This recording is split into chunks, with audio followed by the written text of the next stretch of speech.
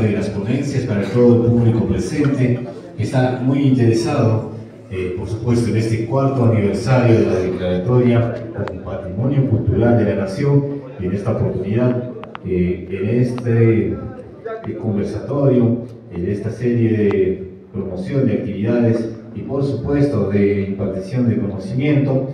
Estas ponencias van a estar plasmadas en los orígenes de la Diablada puneña, Patrimonio Cultural de la Nación. Nos acompañan el regidor y licenciado en Antropología, Henry Flores Villasante, para que pidió Flores Palmas.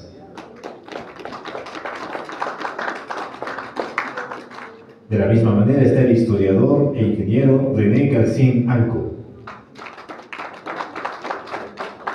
Igualmente, el licenciado también con fama internacional que viene y nos visita desde el país ibérico de España, el licenciado Ignacio Gallardo Lorenzo.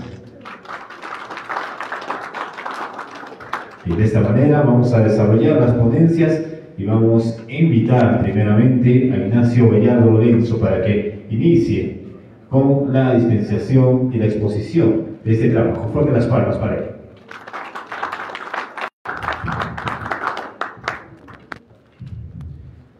Muy buenas noches con todos. Vamos a iniciar estas ponencias sobre la Diablada. El orden va a ser, voy a empezar en este caso yo, va a seguir Henry, luego René. Yo voy a hablar sobre el origen del diablo, que he titulado sobre el nacimiento del diablo. Vamos a recorrer un proceso histórico bastante largo, lo voy a hacer cortito.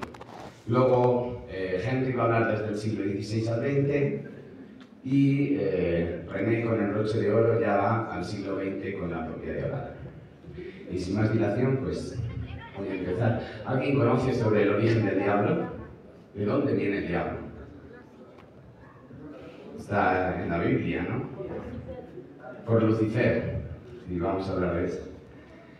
Bueno, el origen del diablo no se remonta solo al cristianismo. El cristianismo viene del judaísmo, el judaísmo viene de la cultura romana y griega, y de la cultura griega viene de Oriente Próximo. Ahí me detuve porque también de Oriente Próximo viene desde la India. Pero vamos a empezar con Oriente Próximo y poco a poco vamos a ir recorriendo.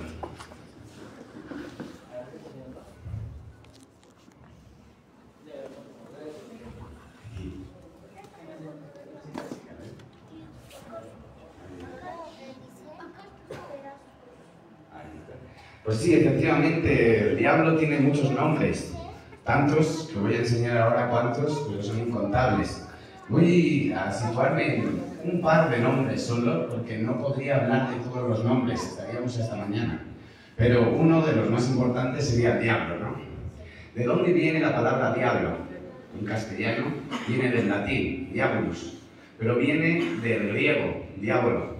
Diabolo significa, como pone ahí, el acusador, porque como vamos a ver, el diablo no siempre ha tenido la imagen que nosotros tenemos ahora, sino era un ángel caído. Era el ángel que tentaba a los seres humanos para que cayesen en el pecado, de ahí el que acusaba. O sea, él se chivaba a Dios y le decía, ese sí que tiene que ir a otro lado que no era el infierno exactamente, porque él no era el señor del infierno, en un principio.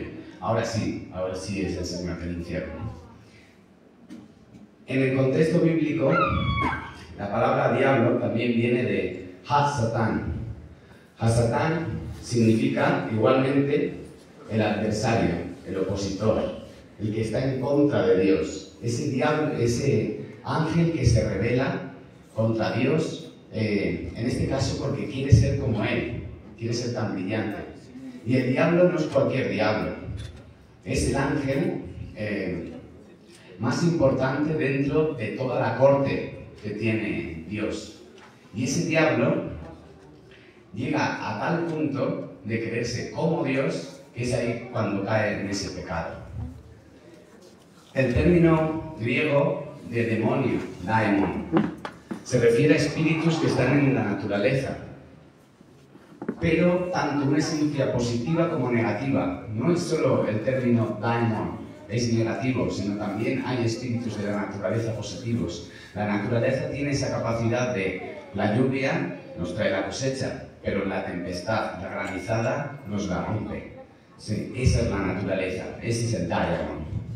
Y por último, el nombre que había dicho, Lucifer, la estrella más resplandeciente del alba, haciendo alusión a ese ángel que es el más brillante. Y además, esa estrella es Venus, es el planeta Venus, es el planeta el más resplandeciente que hay, tanto en el alba como en el anochecer. Bueno, aquí vamos a recorrer rápido, por eso no lo he puesto en grande. Estos son todos los nombres que tiene el diablo. Como podemos ver, esa es la primera, dale al siguiente.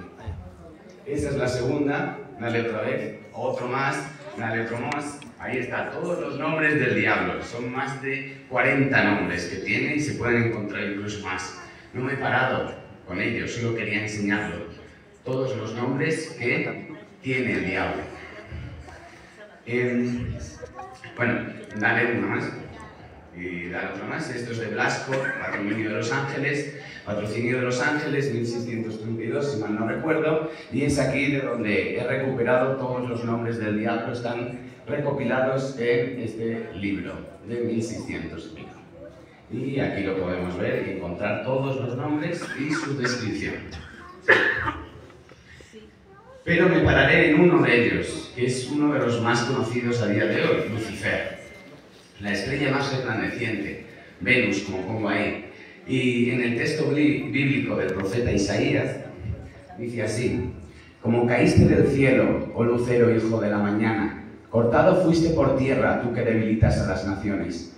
Tú que decías en tu corazón, subiré al cielo en lo alto, junto a las estrellas de Dios. Levantaré mi trono y en el monte del destino me sentaré, a los lados del norte. Sobre las alturas de las nubes subiré y seré semejante al Altísimo, mas tú derribado eres hasta el Seol, a los lados del abismo. Y es ahí donde está hablando de ponerse en el trono de Dios. Y es por eso que Dios le castiga y le lleva a lo que nosotros hoy conocemos como el infierno, de lo cual hablaré ahora. Pero como bien decía en un principio, esto ha sido como una breve introducción de qué estamos hablando etimológicamente del diablo. El diablo tiene una historia mucho anterior al cristianismo y sobre todo al Nuevo Testamento. Incluso ese Antiguo Testamento se basa principalmente en varios dioses. Esto es el zoroastrismo. El zoroastrismo era una religión que se daba en el Imperio Persa, por así decirlo rápidamente, en el 500 a.C., incluso anterior, y en el zoroastrismo hay dos dioses gemelos, uno bueno y el otro malo. Aquí vemos a un malo. Este es el Zoro, este es Pazuzu, hijo de Ampa, el rey de los espíritus malignos del aire que emerge violentamente de las montañas furioso. Soy yo. Y eso lo sabemos porque está aquí escrito en escritura cuneiforme, como vengo ahí arriba que lo había puesto, cuneiforme silábica. Esto está puesto aquí en la escritura. Si vemos la imagen que tenemos ahora del diablo, y esto sí es importante, veis las alas, ¿verdad? El diablo ahora tiene alas. El diablo tiene una cara, y si veis su cara, no se parecería un poco a esa máscara. Pregunto nada más. Podría ser, ¿verdad? Tiene que ver, porque tiene que ver con la serpiente y con el dragón. Y la serpiente y el dragón están en casi todas las culturas también, inmiscuidas, como una parte del mal, pero a veces también del bien. Por ejemplo, el símbolo de las farmacias, que tiene una serpiente, en este caso tiene que ver con uno de los dioses griegos y luego romanos, que es de la medicina. Entonces la serpiente no siempre está en algo negativo, también puede ser positivo. Sin embargo, aquí Pazuzu lo que nos está enseñando es esa parte del mal. Si lo vemos, tiene las costillas descarnadas. El infierno, o los dioses del infierno, o del inframundo, o los dioses de los muertos, siempre tienen esta pequeña característica, que se le ven las costillas. Y ahí podemos tener al dios de la muerte azteca, Mictlantecutli, que también está descarnado. En la palabra persa, a ver si puedo pronunciarlo, Anreman, el espíritu maligno, en la escritura del libro Pauli. En esta creencia, esto es lo que estaba contando del zoroastrismo, aquí vemos uno de los reyes persas asesinando a Arremán. Arremán es heredero de Pazuzu, pero va cambiando su simbología. Aquí lo vemos como dragón, con un dragón que tiene cola de serpiente. De ahí vendrá la imagen de la quimera también, en la época griega y romana, sobre todo en lo griego, y ahí lo podemos ver también, ¿no? Hay una diferencia, que es lo que quería contar en ese pequeño textito, entre el zoroastrismo y la religión católica propiamente dicha, del diablo, ¿no? En el zoroastrismo hay dos dioses gemelos, uno del bien y otro del mal, y entre ellos siempre luchan. Pero en el catolicismo es Dios el que crea al ángel caído. Por tanto, Dios crea el mal. Acá el mal es parte del bien, es un todo. Sin embargo, en la religión católica no. Es Dios el que otorga la capacidad de que optemos por la parte del bien o la parte del mal a través del libre albedrío. Llegamos a Grecia. Sé que voy un poquito rápido, pero para no cansarnos. Grecia y Roma. Y tenemos a uno de los dioses del inframundo, Hades. Pero Hades no es el dios del inframundo. El inframundo es una palabra posterior que hemos cogido en el catolicismo, porque en verdad él es dios del erego, incluyendo el Eliseo, los campos asfódelos y el Tártaro. Son 4 partes dentro de eso que llamamos nosotros inframundo. Eso pasará al infierno, y en el infierno se dividirá en diferentes partes también según los pecados originales. Todo esto del infierno está cogido de, en este caso, de la cultura griega y romana. De lo griego pasa a lo romano, por eso no me he centrado tanto en Roma, sino más en Grecia. Hades es dios de ese averno, ¿no? Reino de los muertos. De ahí que el demonio, el diablo, sea el rey de los muertos también. A ver, ¿no? Y dentro de todos esos dioses romanos del inframundo están los inferidi. Los inferidi se convertirán en esos demonios que el diablo es el rey de todos ellos, ¿no? Por todos esos demonios que detrás, no me voy a parar, hay cientos de demonios. 7 serían los más importantes, cada uno representa uno de los pecados capitales. Y luego tenemos el dios Pan y el fauno. Hay una imagen de Goya, no la he puesto acá, pero hay una imagen de Goya, del pintor, donde representa al diablo, en este caso, con una cabra, ¿no? Ese carnero, ¿no? El carnero del diablo. Esa imagen empieza en la Edad Media y continúa hasta nuestros días. Es una imagen que tenemos sobre el diablo. Pero esa imagen del diablo está constituida a través de eso, del dios Pan y el fauno. Ahí está. Y esa es la imagen que a nosotros nos llega ahora. Pasamos al judaísmo. Y el judaísmo tiene una tradición muy larga. Sin embargo, yo quería principalmente hablar de 2 cuestiones. Una, al principio de la humanidad, algunos ángeles se enamoran de las mujeres humanas. Bajaron a la tierra y tuvieron relaciones sexuales con ellas. Como fruto de esa unión antinatural nació una raza de gigantes, los titanes también llamados, que habitó un tiempo sobre la tierra. Y fue este desorden natural el que hizo que Dios se enfureciese y mandase el diluvio universal. Y es ahí donde Noé y su familia se salvan. Sin embargo, mueren todos estos hijos de los ángeles y de las mujeres humanas. Esto lo encontramos en el Génesis. Se acabó con esta parte, sin embargo, este ángel caído sí que sobrevive a este diluvio. Y este es uno de los principales mitos para encontrar la imagen del diablo. La primera que tenemos, de quién era ese ángel caído. Y así popularizó la idea de que el pecado de Satanás y sus ángeles había sido este. Es decir, un pecado sexual, y esto es importante, el pecado por el cual castiga a Dios a estos ángeles es porque ha tenido relaciones sexuales con los humanos, algo prohibido, porque había que estar diferenciado. Los ángeles no podían salir del cielo. Sin embargo, según esto, sí que salen del cielo y se mezclan entre los humanos. Y esto lo encontramos en el año 200 a.C., en el libro de Enoc. El libro de Enoc no está dentro de las escrituras, tanto del judaísmo como del cristianismo, sin embargo es uno de los textos más antiguos, escritos según dicen por Enoc, por el propio Enoc, y cuenta diferentes historias. No me voy a parar en todas, simplemente este datito.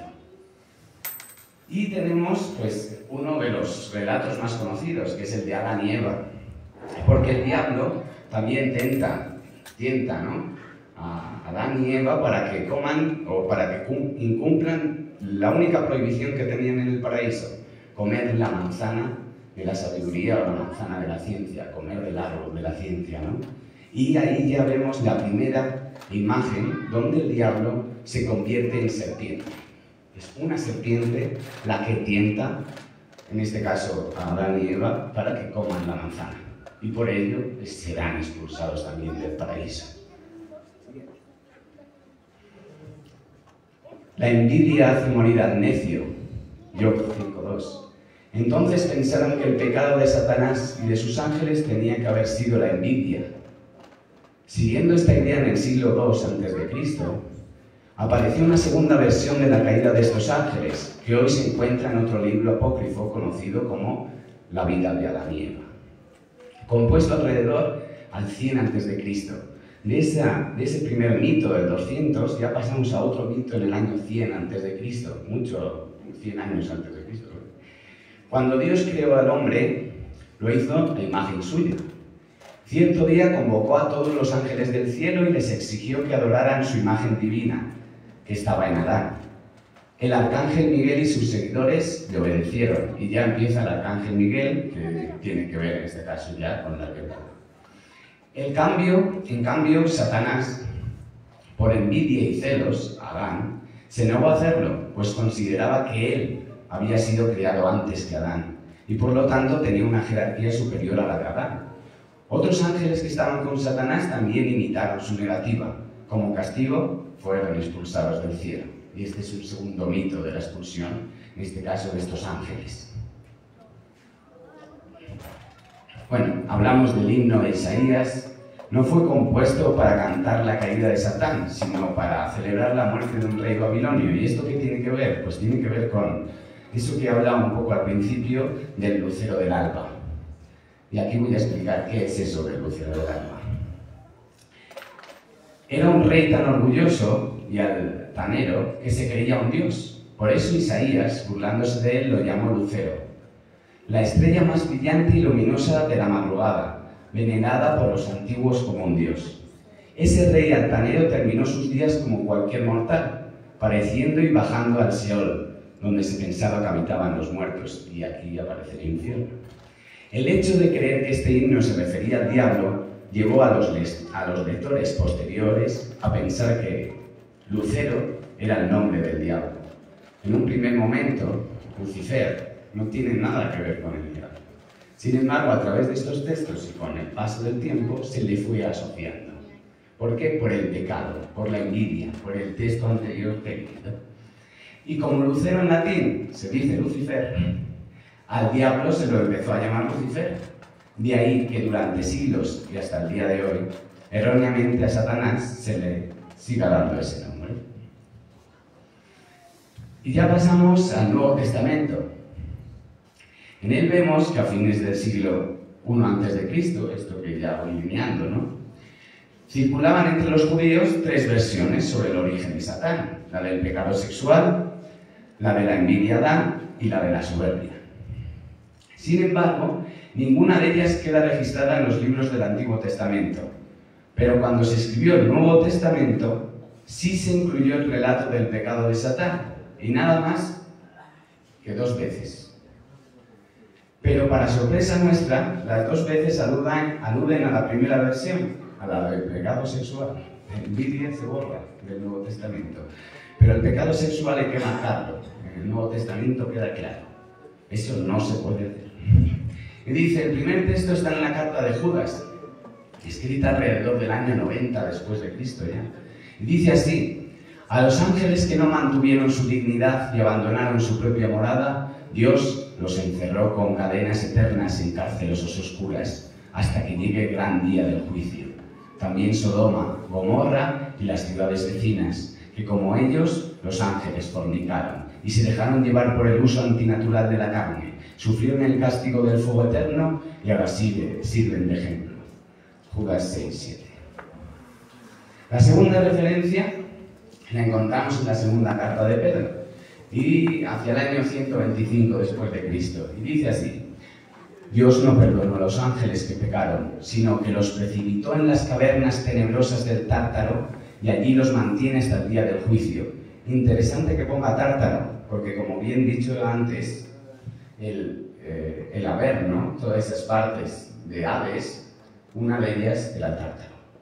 Y de aquí empieza a surgir el espacio del infierno, donde el diablo será el Señor. El Tártaro es otro nombre para designar el lugar del castigo eterno, que aquí se refiere al pecado sexual según la Biblia. Se ve en la alusión al encierro en cavernas y a la espera del juicio, que no figuraban en las otras versiones del pecado. La única mención que en el Nuevo Testamento hace origen o menciona a Satanás es la del pecado sexual. Y esto lo encontramos pues, en Asgard, en Pobre Diablo, una biografía de Satanás del 2011. Y aquí quiero que el público interactúe un poco también, que se va a aburrir, ¿no? Vale, tenemos esta figura. Diablo, Basílica de San Apolinar. Es la primera vez, o la que por lo menos nos ha llegado hasta nuestros días, de la imagen del diablo. La primera imagen. Y ahora pregunto, ¿está Cristo en el medio? ¿Y quién es el diablo? ¿El de rojo o el de azul? El de rojo. El de rojo. El de azul.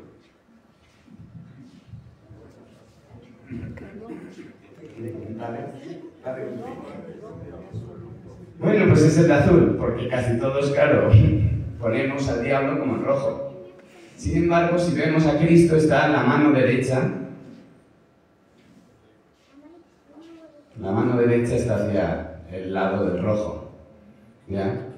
Y al otro lado no inclina la mano. Y hay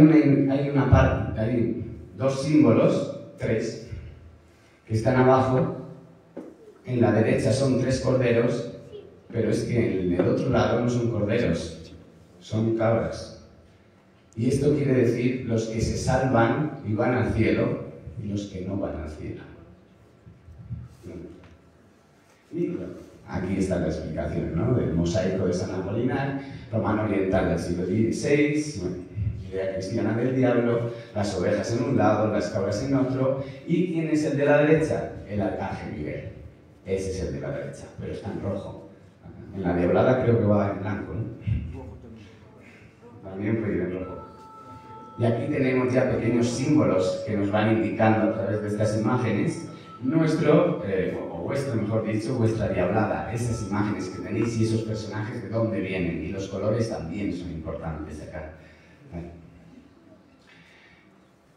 Otra de las imágenes ya al siglo XI y XII, porque no se sabe exactamente cuál es la fecha cronológica exacta, sería esta, que es la del infierno. Satán, que está en azul también, en este caso, devorando las almas. Los ángeles, así con una pica, están echando las almas que han cometido el pecado hacia el infierno. Satán los devora, ¿no? Siglo XI y XII, Catedral de Torcelán, Italia. Y aquí tenemos otras dos imágenes. De esto me parece muy interesante unas pequeñas alas que aparecen, que ya hemos visto en Pazuzu. Aquí el diablo tiene alas ya, igual que en Pazuzu. Vemos la escalera, esa escalera de ir al cielo, pues esta es la primera representación sobre esa escalera de ir al cielo. Y luego tenemos la imagen del diablo, muy humanizada, y la de Cristo, porque le está tentando en el desierto, que ahora vamos a hablar de él.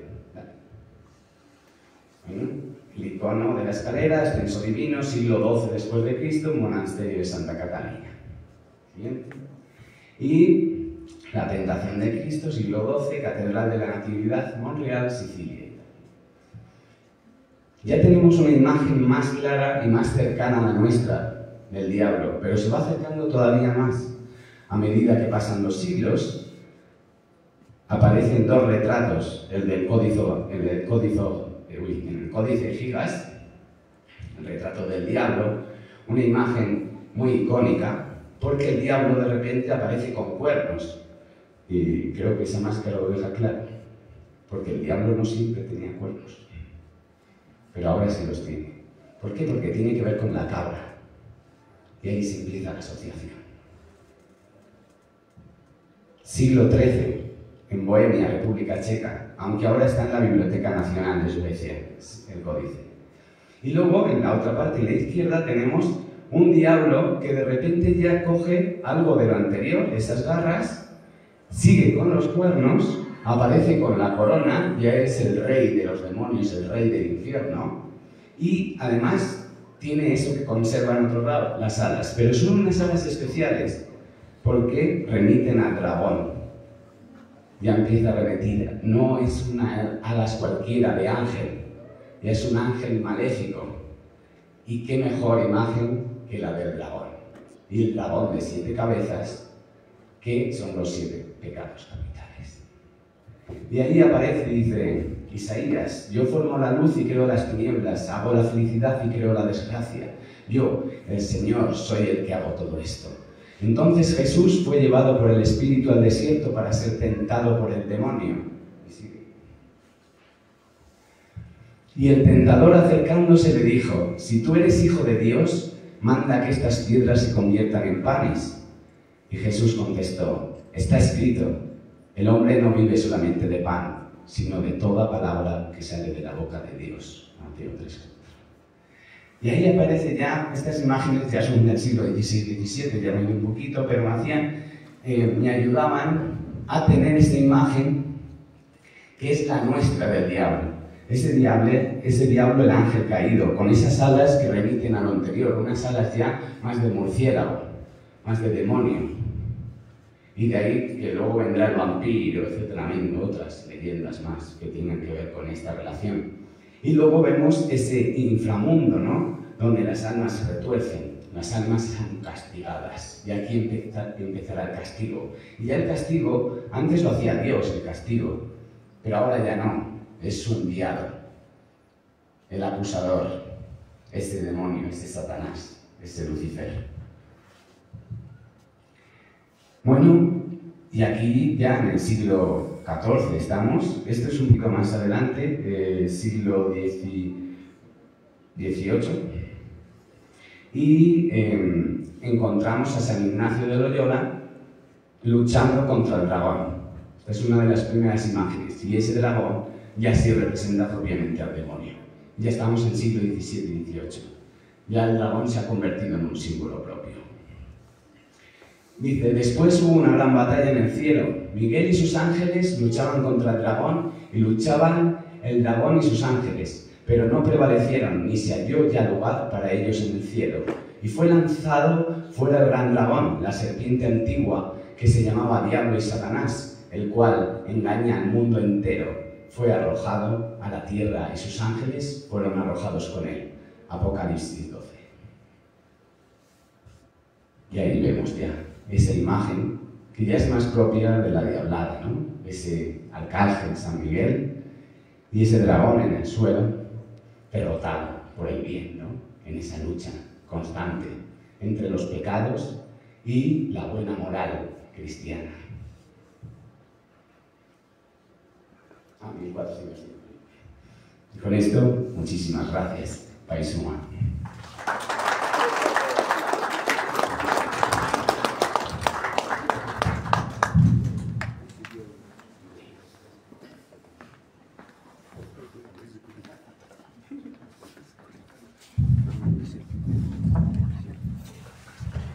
Bien, quiero agradecer a Ignacio. Por favor, un voto de aplausos a la convención.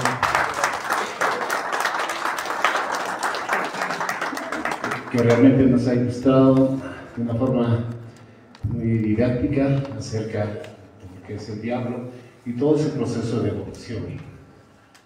Bueno, mientras están colocando, algo que de seguro también les ha sucedido a ustedes, mi abuelo y bisabuelo, cuando se vestía con todo el traje, a mí me gustaba, que tenía 7, 8 años, me gustaba verlo, sus lagartos, sus sapos, sus arañas en sus botas, que es lo que más me llamaba la atención.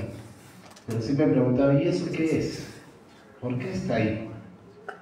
Bueno, en muchos casos también no me sabían responder, pero siempre ha surgido una incógnita de poder entender cuál es su origen, de dónde viene, y que obviamente, como antropólogo, he podido acercarme a ese entendimiento, porque es una ciencia social y siempre estamos contribuyendo para poder entender mejor. Pero gracias a ese trabajo ya tenemos grandes avances para indicar pues los orígenes de la diablada puneña. Que sin embargo no queremos enfrentarnos con Bolivia.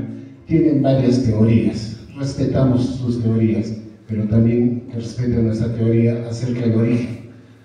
Porque nosotros hemos revisado documentación, hemos tocado teoría, hemos hecho entrevistas y obviamente ha sido aprobado también por el Ministerio de Cultura, que es bien riguroso en verificar la información, las fuentes, y que se ha logrado pues como patrimonio. La siguiente, por favor. La siguiente. Bueno, estamos en Puno, y Puno tiene bastantes danzas, más de 700 danzas, y que nos permite de alguna forma surgir interrogantes. ¿De dónde aparecen todas esas danzas? La siguiente, por favor. ¿No? Y cabe destacar que Puno está básicamente en el centro de lo que llamamos los Andes, en el antiguo Tahuantinsuyo, cerca del lago Titicaca, en la región del Collao, el famoso Collasuyo. Desde la ciudad de Puno tenemos nuestra festividad de la Candelaria, que es un espacio, tiene que entenderse que la fiesta es un espacio que sale del contexto de lo normal. ¿Y por qué sale del contexto de lo normal? Porque todos los días pueden ser diferentes actividades, caminar, correr, vamos a trabajar, pero solo danzamos en un momento especial. Y ese momento especial es el de la Virgen de la Candelaria. Es un momento de Dini Navidad, y ese momento es donde nos reencontramos, participamos y expresamos también a través de la danza nuestros orgullos, nuestros sentimientos, nuestra historia. O sea, hay un mensaje dentro de la danza, hay una comunicación no verbal que todos somos llamados y entendemos y lo practicamos. Nos reencontramos, danzamos, también participamos, concursamos, porque somos humanos. Y a veces cuando yo lo entendí, a veces decía, no, 5% de fe, 95% de diversión, 5% de diversión en porcentajes. Pero el hombre no es máquina, no es porcentajes, es sentimientos, y no es ponerlo a través de números para expresar lo que es lo humano. Entonces, la festividad de la Candelaria es una fiesta grande, y dentro de ellas, por favor, lo siguiente, tenemos, como yo he indicado, más de 726 danzas. Hay diferentes trabajos, como el doctor Enrique Ormachea, y diferentes trajes típicos, ¿no? Que hay diferentes que he mencionado, pero uno de los puntos importantes es la nueva crónica y buen gobierno de Guamán María. La siguiente, por favor. Estas son las imágenes que tenemos de 1945, incluso desde mucho más antes. Pero ha ido evolucionando obviamente con un proceso cultural. Pero algo que también llama la atención, ¿qué hace estas pecheras, palcas, armas, cascos, que son, no sé si recordar, pues, en la época de los romanos? Sí, efectivamente, tiene muy parecido, pero también esa es una danza que nos han desde afuera. No tiene precedentes andinos, salvo la iconografía, que lo voy a explicar más adelante. Repito, pecheras, palcas, cascos, nos hacen recordar los antiguos romanos de esas épocas. Y obviamente tuvo que ser traído de otro lugar. El siguiente, por favor. Según lo que dice Valcárcel, obviamente que existe unas danzas que son hispanas, que las han traído y que las han difundido en esa época del virreinato. También hay danzas prehispánicas que tienen otra característica, porque están asociados a sus dioses, a sus antiguas creencias. Pero también de estas dos fusiones salen danzas mestizas, como la llamerada, la cuyahuara. ¿Sí? La siguiente, por favor. Bueno, la siguiente. Los antecedentes. Uno de los más importantes que tenemos es Ahuamán Poma, como ya lo he indicado, ¿no? Porque dice lo siguiente, ¿no? En 1615, en referencia a las danzas en la temprana colonia, indica que los españoles ordenaron a los caciques principales y sus indios, sus hijos legítimos, que dancen y hagan fiestas delante del Santísimo Sacramento y delante de la Virgen. También se les ordena practicar danzas de españoles y de negros. Ese es otro punto que también vamos a tocar, bueno, ya sería otra ponencia, ¿no? De danzas de negros. Pero básicamente lo que dice, ¿no? Ordena a los caciques principales y sus indios. Estamos hablando de principales, de antiguas autoridades. Como Garcilaso también indicaba que en Puno había, ¿no?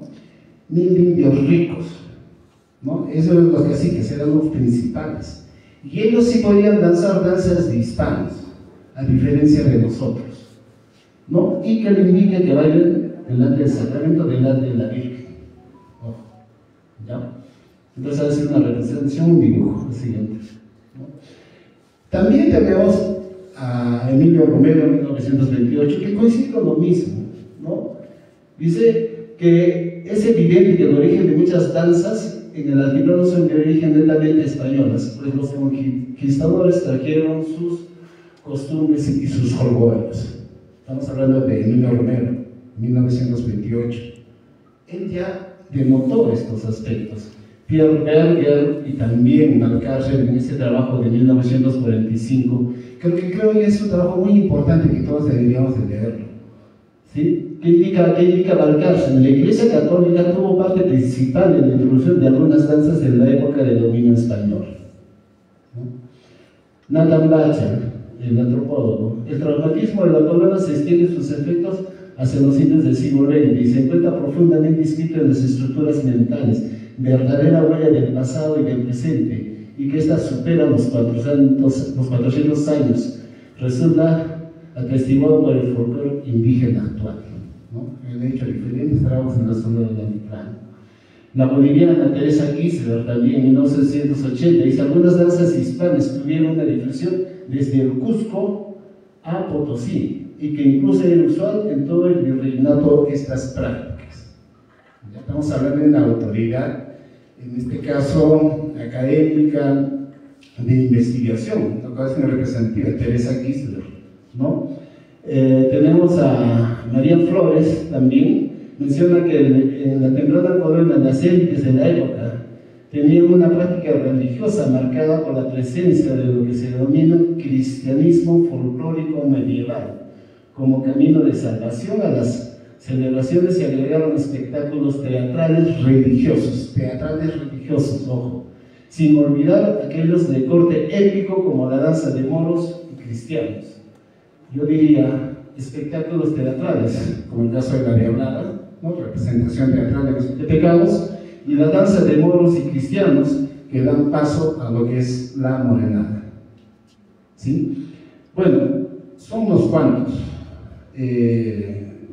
Candia, como María Schux, que también son bolivianos, indican lo mismo, que son danzas hispanas. ¿Ya?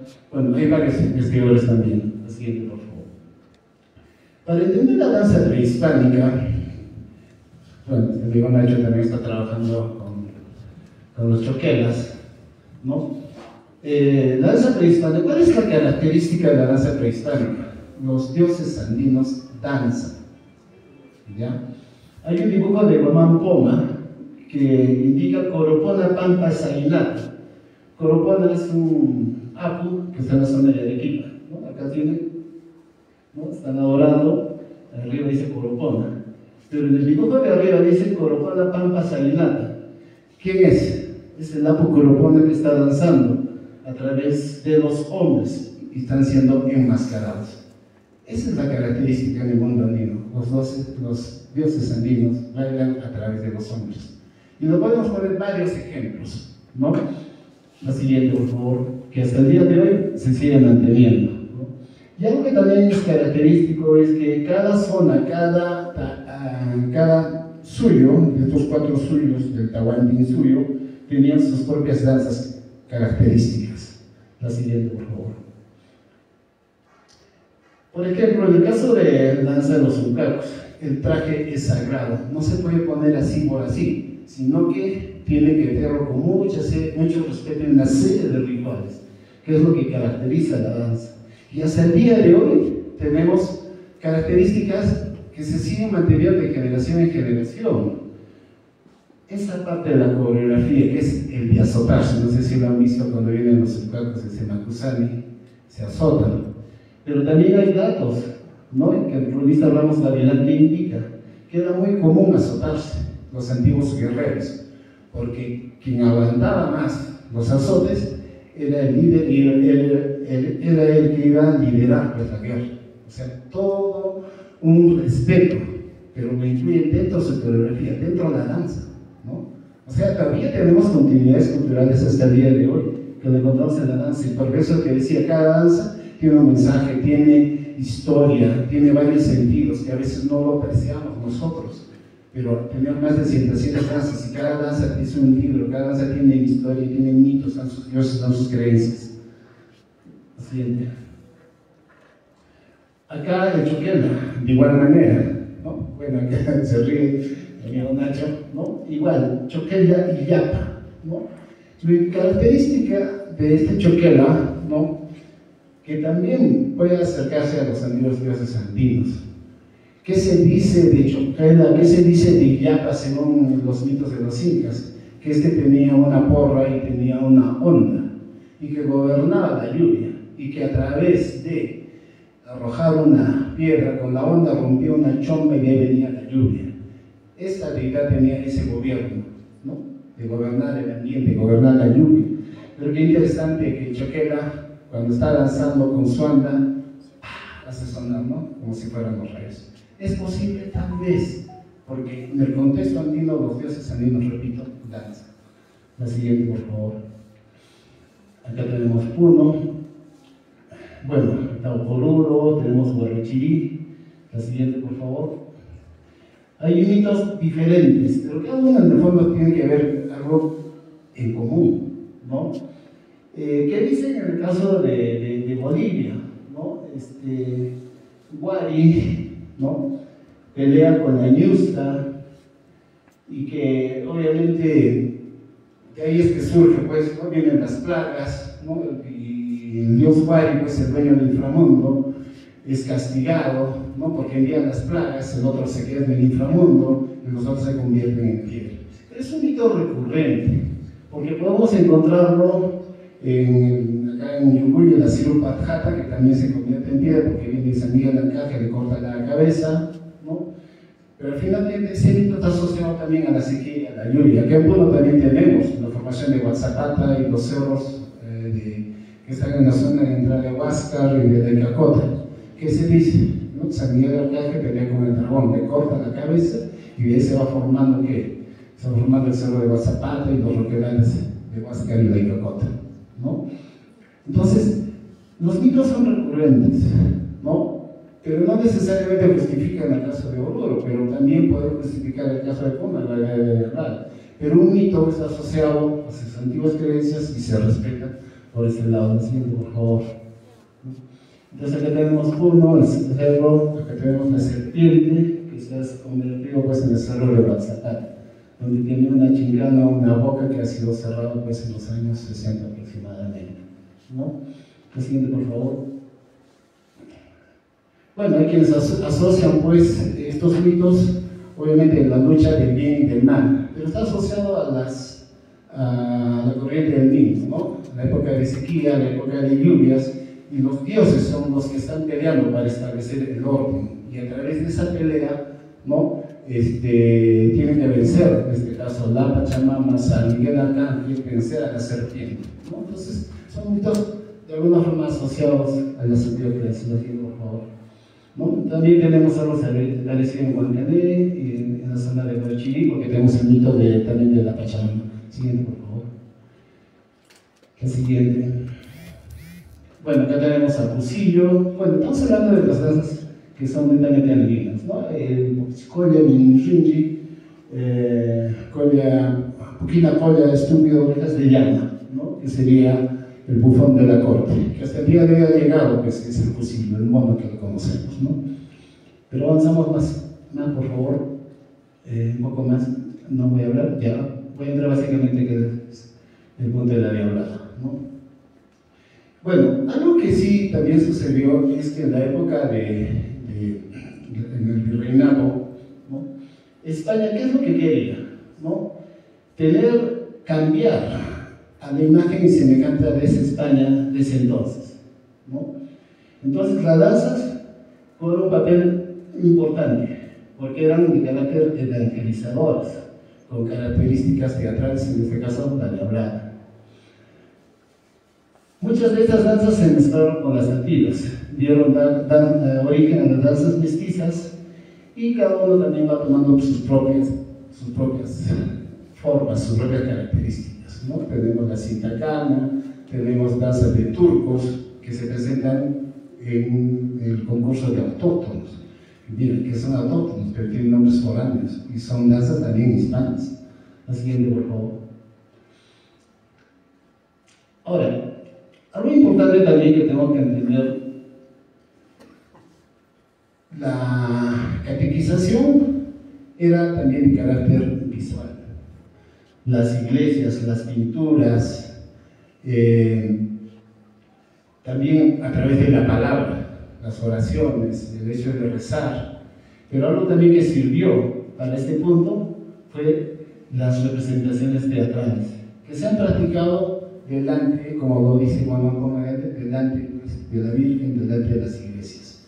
Uno de esos puntos importantes, obviamente, también debía ser Juli. La siguiente, por favor. Acá tenemos, ¿no?, las antiguas catedrales, iglesias que se han construido encima, acá en el caso de la catedral, encima del Supaycanchi, ¿no? Porque era la orden de Trento en los concilios inmensos que se tenían que construir, ¿no?, en estos espacios sagrados, ¿no?, con función de catequizar. La siguiente, por favor. La siguiente. Y es común que esta danza de diablos, como también de moros o morenos, ¿no? Acá tenemos una pintura anónima de la escuela cusqueña, es del siglo XVII, donde en detalles podemos encontrar diablos y morenos. La siguiente, por favor. Estos son los detalles, ¿no? Es una procesión. La siguiente. ¿A qué vemos acá? Adelante, por favor, vendiendo diablos. O sea, era común que las procesiones vayan andando demonios, posiblemente danzando, músicos y también representación de morenos. La siguiente. Acá podemos ver, ¿no?, con los trajes de la época. O sea, era común. Esa es una imagen que nos indica, pues, cómo era caracterizada la procesión en ese entonces. Entonces, repito, participaban disfrazados de demonios y también de morenos o de hispanos. La siguiente, por favor. La siguiente. Bueno, más adelante, por favor, la siguiente. Para entender también tenemos que ver el caso de los moros y cristianos, porque tiene que ver también mucho con lo que es la diablada, porque tiene casi la misma característica. ¿Y por qué tiene la misma característica? Porque es danza de vencedores y de vencidos. El caso de la diablada, San Miguel Arcángel es vencedor, va adelante, y los vencidos son los demonios que están atrás. En el caso de la danza de moros y cristianos, o la morenada que ha dado paso, también adelante que van el virrey, van el tiscu, o van los galanes que le llamamos ahora, que son los cristianos. Y atrás, ¿quiénes van? Van los morenos. O sea, estamos hablando de vencedores y vencidos, ¿no? Repito, casi la misma modalidad que tienen la diablada con la morenada. Vencidos y vencedores, ¿no? Y que obviamente se ha asumido con el tiempo parte de nuestra identidad.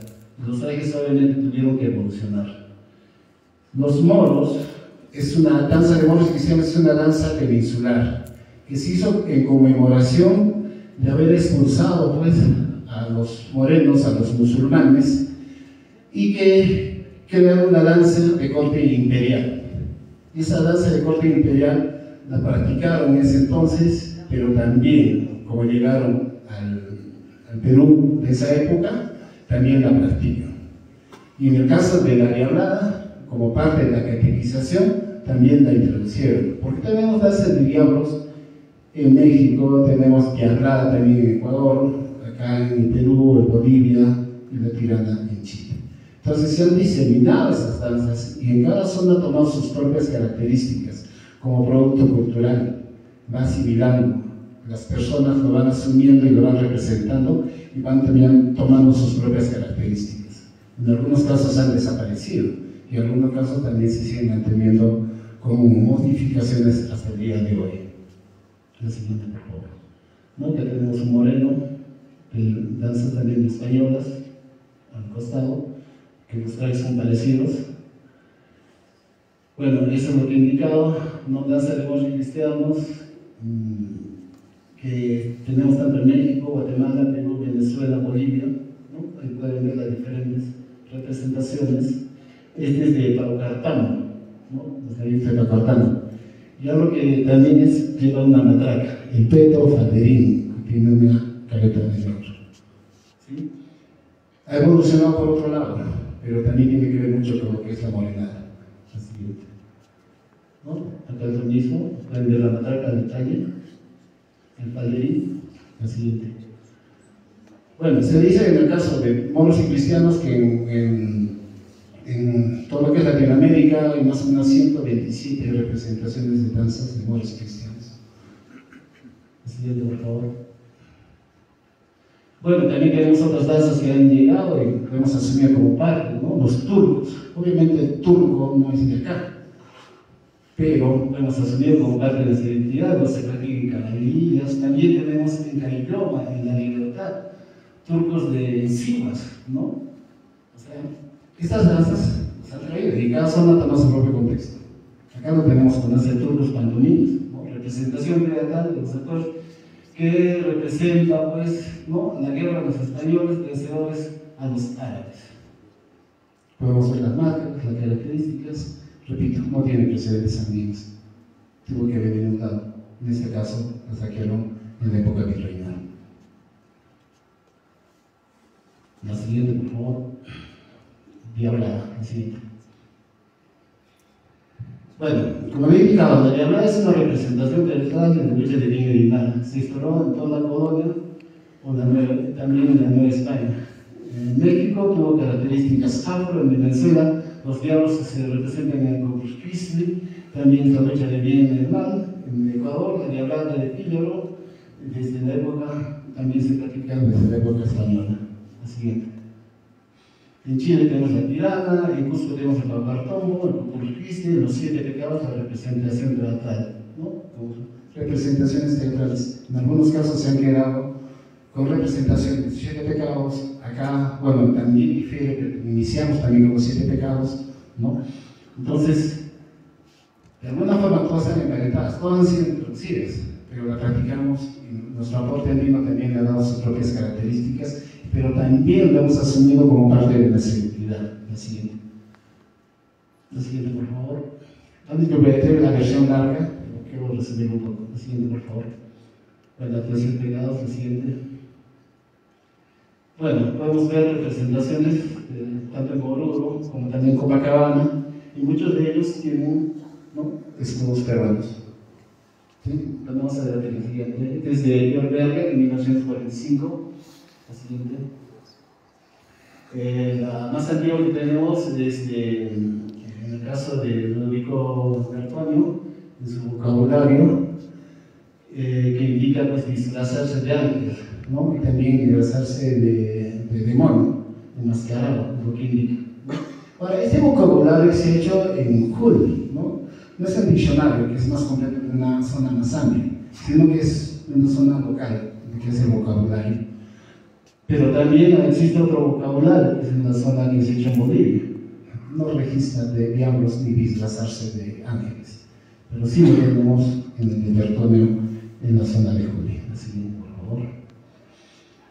La siguiente. Bueno, esto lo hemos mencionado en el caso de Teresa Kirchner, que indica que obviamente la difusión fue desde el Cusco hasta Potosí, no de Potosí hacia acá, sino que la difusión en la temprana, en el virreinato, obviamente Cusco fue un sitio de difusión cultural muy importante. La siguiente, por favor. Bueno, la vestimenta que hemos indicado: corazas, pancas, cascos, espadas, armas. La siguiente, ¿no? Muy similar. La siguiente, por favor. La siguiente. Algo también que es importante es que la bibliografía que he revisado, cuando llegaron los hispanos, y obviamente con todo lo que ha mencionado Nacho, ellos ya tenían una imagen establecida de lo que era el demonio: garras, ¿no? Alas, las fauces de felino. Y obviamente cuando ven a los antiguos dioses andinos, tienen esas características: serpientes, sapos, garras, ¿no? Felínicas.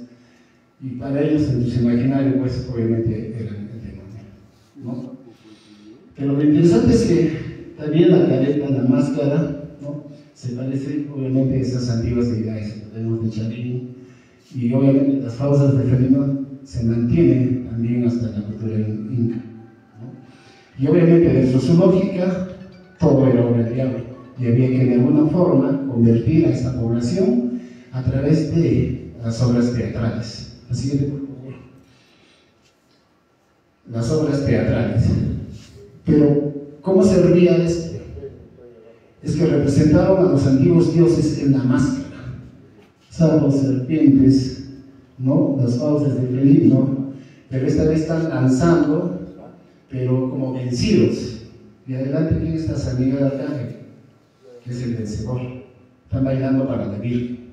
Debía ser un mensaje para toda la población de ese entonces. Mira, las antiguas creencias, los antiguos dioses ahora están sometidos, han sido vencidos. ¿Por quién? Por la religión cristiana. Y ahí está San Miguel Arcángel liderando, ¿no? Entonces, básicamente la representación teatral y posteriormente la danza tiene ese mensaje para la población. Ahí están tus creencias, ahí están tus dioses, pero en este caso danzan para quién? Para los cristianos, danzan para la Virgen. La siguiente, ¿no? La característica de la boca es muy similar a los antiguos dioses andinos en sus representaciones. La siguiente. La siguiente. Un poco más. Bien, no voy a repetir mucho, solamente quería indicar de que en referencia a todo lo que es la máscara, sí, de alguna forma están en las antiguas creencias andinas, por un lado. Por otro lado, si vemos el caso de Diablada con Morenada, también se han entrecruzado. Morenada a veces también presenta un ángel, ¿no? Lo hemos visto en Huacapata, hemos visto en varios conjuntos, en Bolivia también. Porque estas danzas han sido traídas en la época y a veces intercambian personajes, vencidos y vencedores. Ahora, si la máscara, en el caso de la Morenada, es exagerada con los labios grotescos, los ojos sobresalidos, porque también era parte de esa característica que la podemos encontrar en los cuadros.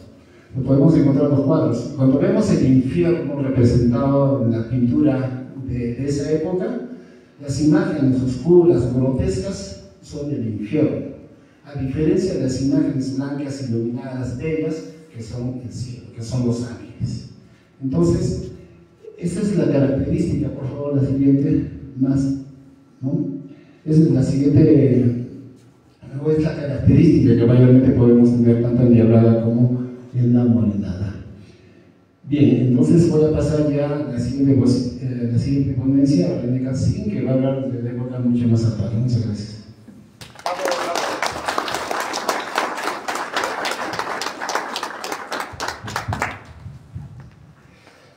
Bueno, saludo a todos los presentes y a quienes nos siguen por las redes sociales. Vamos a concluir este conversatorio con una ponencia. La mía va a ser particularmente la conversión de los diablos en la diablada. No sé si podrían poner la presentación.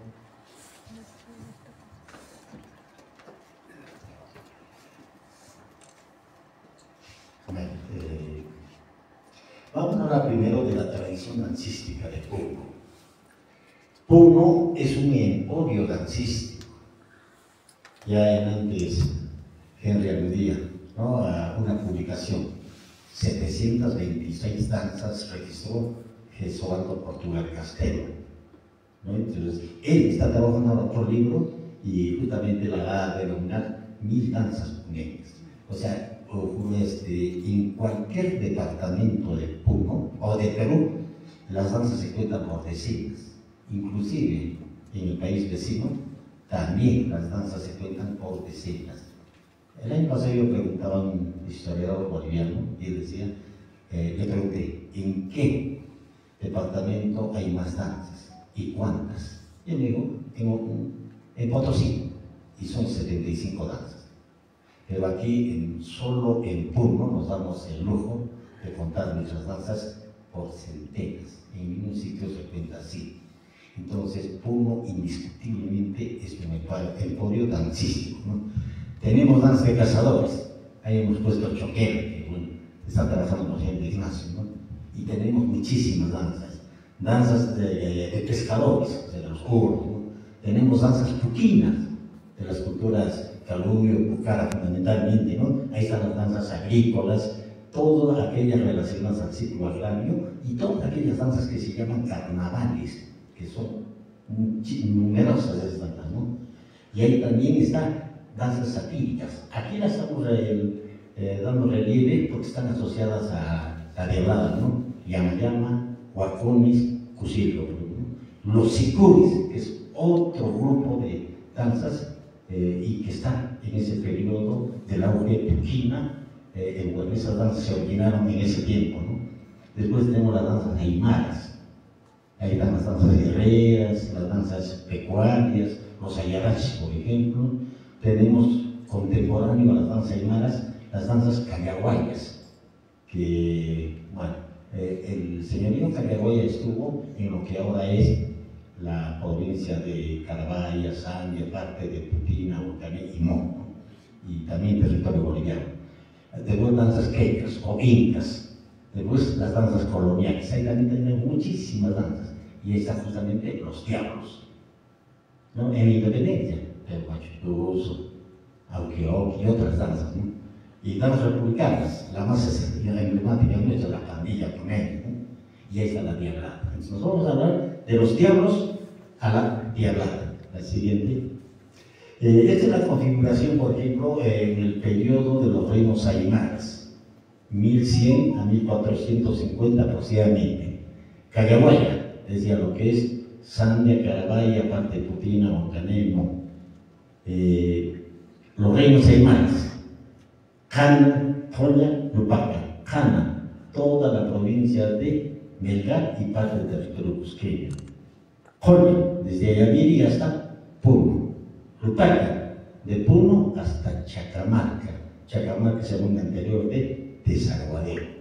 Entonces, esa fue la configuración, digamos, espacial, geográfica en ese periodo. Y con los incas, Puno estaba las 2/3 partes en el Collasuyo y 1/3 parte en el Antisuyo. Y también al costado está el Contisuyo. Pero hablando del Contisuyo, en el Contisuyo varios pueblos puneños tenían enclaves. Por ejemplo, desde Cabana se controlaba Cabana la Chica, Cabana Conde, todo el Valle del Colca, Arequipa, por ejemplo. Desde Chucuito se controlaba todo lo que es Moquegua, Tacna, parte del norte chileno, digamos, ¿no? Entonces, en el Contisuyo mucho tuvo que ver, digamos, pueblos puneños, ¿no? Entonces, entonces en 3 suyos estaba Puno. y eso explica también la irradiación de danzas de este lugar, de lo que ahora es el departamento del Puno. Seguimos. Ahora veamos las danzas recreadas. Mira, hemos dicho que la mayor tradición dancística es puneña, y de esa tradición la más importante es la tradición puquina.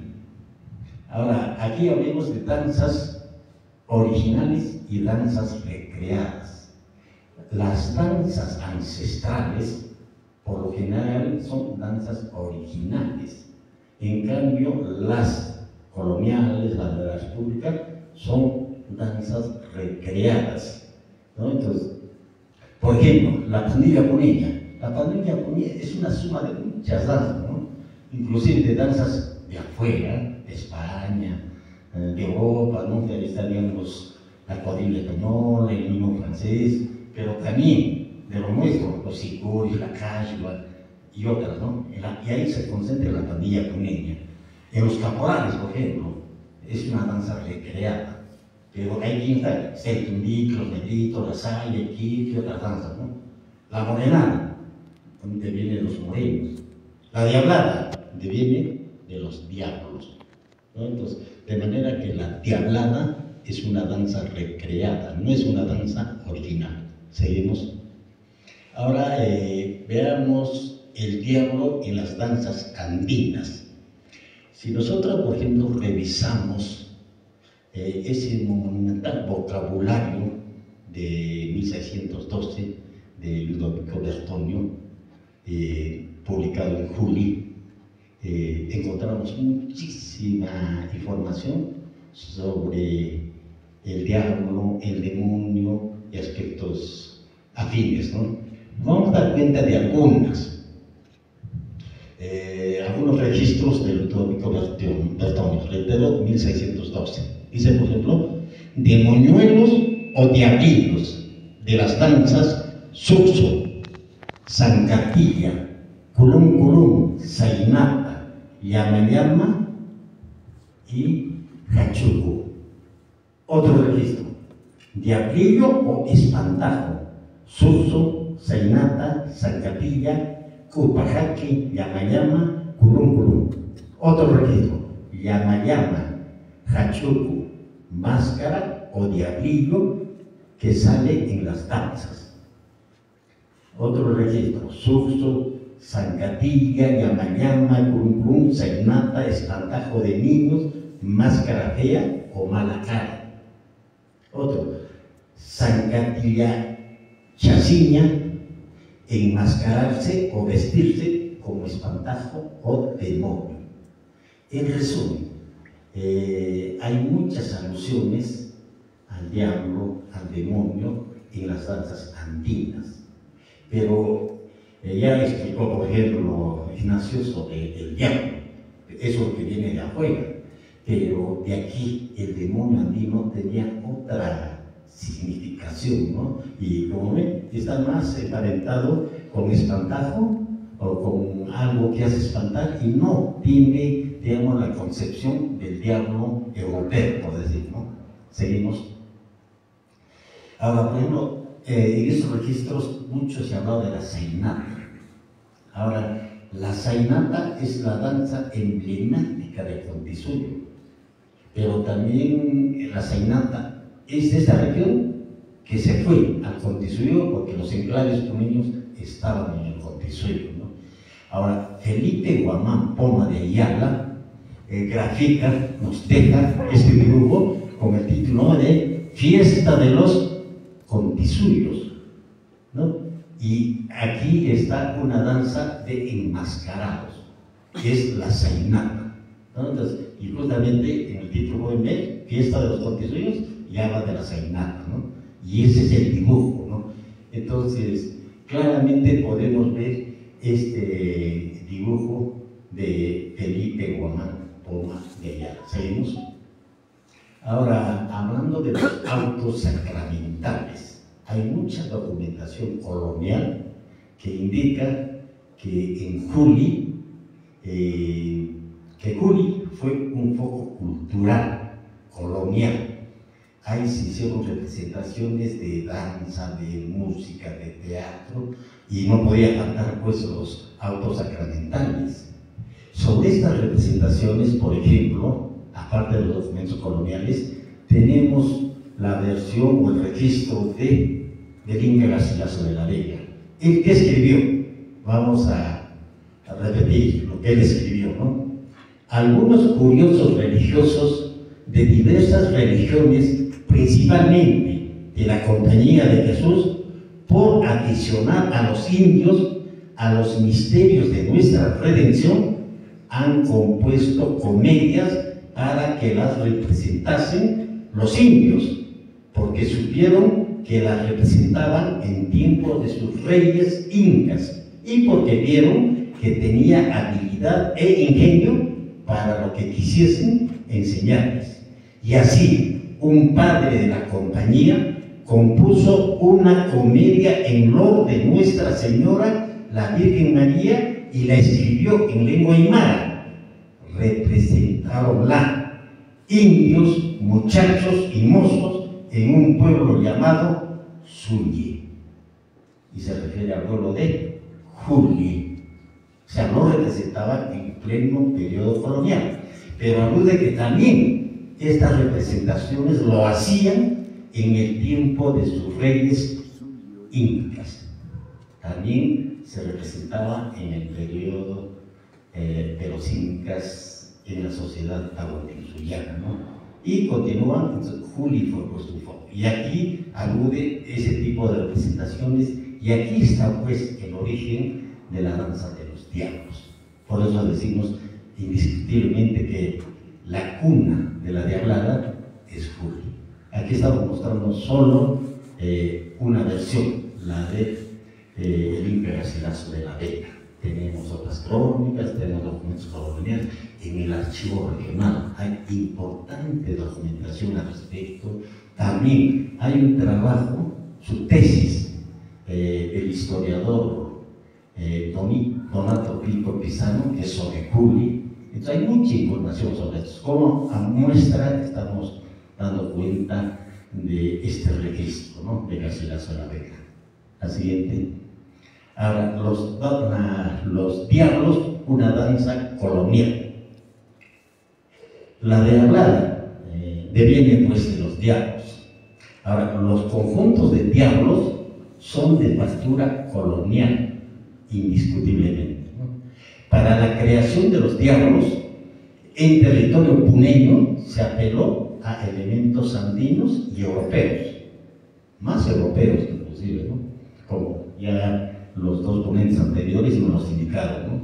Ahora, por ejemplo, de los elementos andinos, tenemos a las expresiones coreográficas satíricas, caso de los huacones, yamayama, sainata, todo lo que hemos estado viendo más antes. Ahora también el demonio andino, el cosito, la máscara tiblánica, el diablo en las danzas andinas y las representaciones teatrales, por lo que habló de Garcilaso, ¿no? Y de los componentes foráneos se cuenta justamente a los diablos, a todo lo que expuso, por ejemplo, Ignacio, que es una expresión coreográfica europea, ¿no? El demonio hispano, la máscara europea y la política evangelizadora. Está todo eso entre los elementos foráneos, ¿no? Seguimos.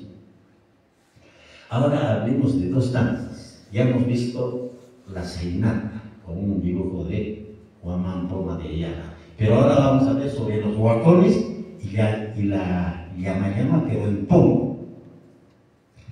De los huacones, Bernabé Cobo escribió lo siguiente: de los bailes generales y usados que hacían en uno, es uno el que llaman de huacones, es danza de solo hombres enmascarados dando saltos. Pero aquí hay que hacer una aclaración. Este registro de Bernabé Cobo lo realiza en un pueblo del Collao. ¿Y el Collao qué es? Es el departamento de Pueblo. En un pueblo puneño, él en la fiesta de Corpus Christi está, y vio en esa fiesta 40 danzas y habla de una danza de los huacones y da este registro. En Puno vio a los huacones de Rabeco. Ahora, para el cronista Polo de Montecarlo, los huacones y la llama son danzas de enmascarados, los dos. Ahora, de estas danzas, Horacio H. Urteaga rememoraba lo siguiente: las danzas de llama y de huacón se ven hasta hoy en la región del Collao. En Puno se verifican en la provincia de Chucuito y en la capital del departamento, en la celebración de las fiestas de la Virgen de la Candelaria. Y lo escribe el notable historiador Horacio H. Urteaga. ¿Y quién fue Horacio H. Urteaga? Aparte de gran historiador, un notable educador. Fue director del Colegio Nacional San Carlos del año 1910 a 1912, por 3 años. Así, director de aquí del Colegio Nacional San Carlos. Él es el que redaccionó la segunda planta del local carolino. Él vio tanto a la llama como al huacón en los años de 1910, 1911 y 1912. O sea, hace más de un siglo vio aquí, en la fiesta de la Candelaria y también en la provincia de Chucuito. Entonces, estos antecedentes son totalmente indiscutibles, ¿no? Seguimos. Ahora vamos a hablar de la propagación de los diablos. La danza de los diablos se propagó por todo el altiplano. Si bien estuvo aquí en Puno, pero se propagó en todo el departamento. No solo se propagó, sino que el demonio se incorporó en otras danzas.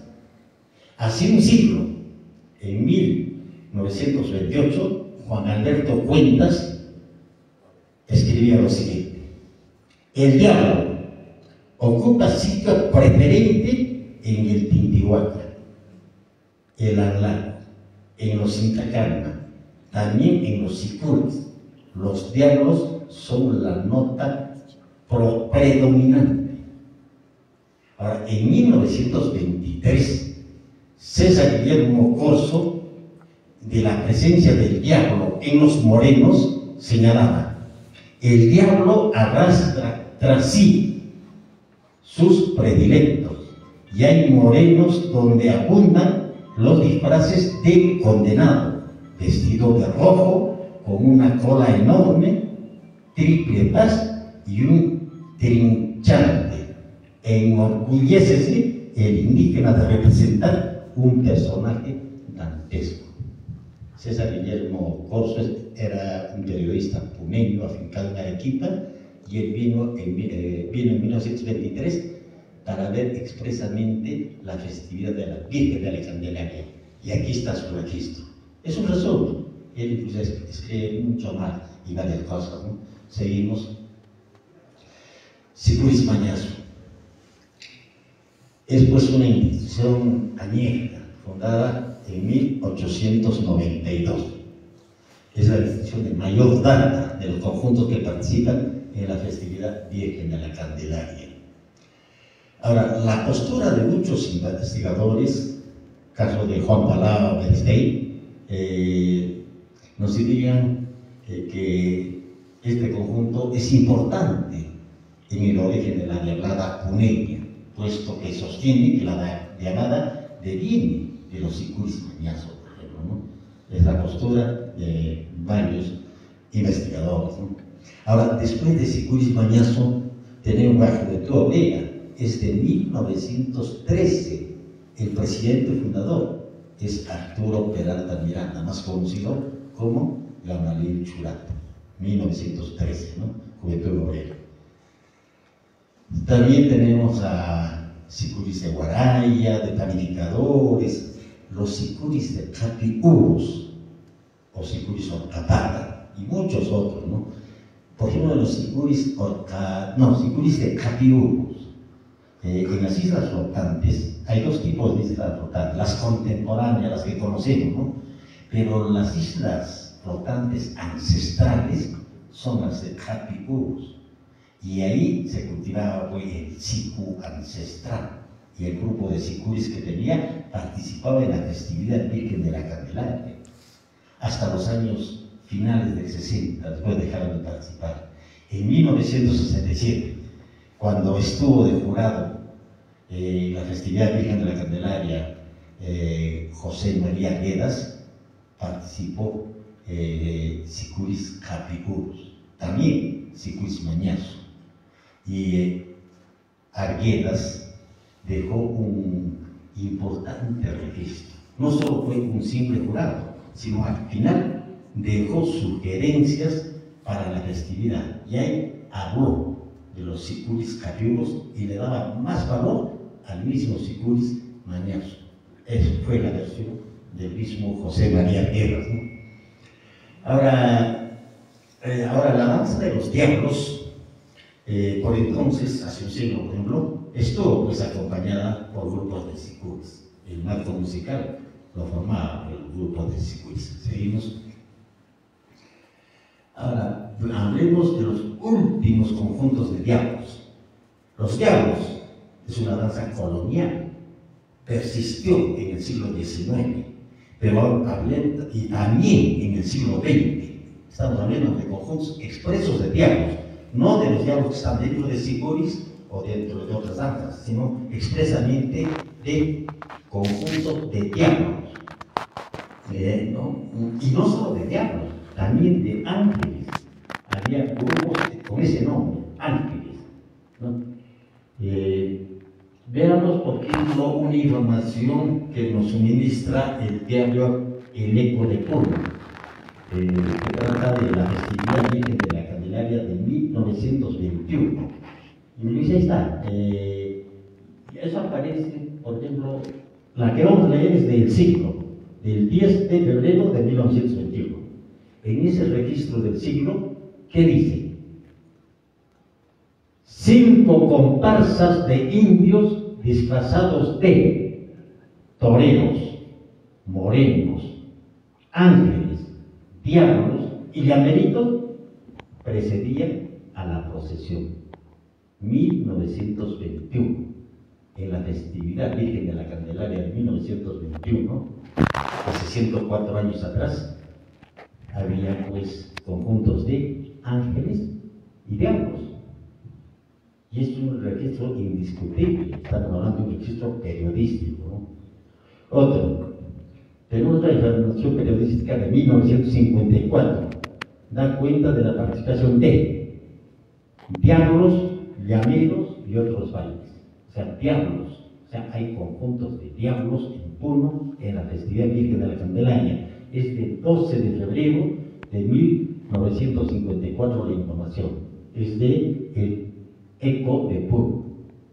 Entonces, hay más registros, solamente para ilustración hemos traído de 1921 y de 1954, que hasta esos años todavía había conjuntos de diablos, de ángeles en la festividad Virgen de la Candelaria. Estos después se convirtieron pues en la diablada. La diablada tiene varias formas para convertirse, ¿no? De los grupos de sicuris, de otras danzas, pero también de grupos de los grupos o conjuntos llamados de diablos. Ahora, por otra parte, tenemos también ya las tomas fotográficas. Hay dos que son muy conocidísimas, ¿no? La toma de Martín Chandi de 1925 y la de Pierre Lebrun de 1942, pero publicado en 1945. Seguimos. Esta es la fotografía del notable fotógrafo Martín Chandi Jiménez, ¿no? 1925. Conocidísima la imagen, ¿no? La otra, seguimos. Aquí tenemos 3 imágenes de Pierre Berger ¿no? Entonces, en Ichu, en la festividad de Ichu, ¿no? Esta, voy a mostrar la siguiente, aquí también la otra. Las tres son de Pierre Lercus. Ahora, aparte de estas conocidas y que son de ya con años precisos, hay otras fotos. Aquí en Puno tenemos a un gran coleccionista, al doctor Elas Chaña Flores. Él tiene una foto aquí de diablo con el frontis del templo de aquí de Puno y data de 1921. Entonces cada vez están apareciendo más fotografías, ¿no? Entonces con esto mostramos claramente, es la siguiente, que en el siglo XX había conjuntos de diablos, antes de la diablada, ¿no? Y aquí, de los diablos a la diablada. En la centuria pasada, el siglo XX, en Puno y en Bolivia, de los diablos se recreó la diablada. En la parte musical, el sico quedó reemplazado por los instrumentos de bronce, en ese cambio de diablos a diablada, ¿no? En Puno, la primera diablada que intervino en la festividad Virgen de la Candelaria fue la diablada Mañazo, con ese nombre, 1962, en la festividad Virgen de la Candelaria, ¿no? Un año después intervenían la diablada Porteño y la diablada Bellavista. No obstante que una década antes ya participaban conjuntos de diablada, por ejemplo en Puno, 1955. Cabe remarcar que unas diabladas surgieron de la danza de los diablos y otras de los sicuris. ¿Tenemos? Bueno, todos conocemos que el 16 de septiembre del año 2021 se declaró pues Patrimonio Cultural de la Nación a la diablada puneña por una resolución ministerial, ¿no? Ahora, en este año, en la festividad Virgen de la Candelaria, participaron 8 diabladas.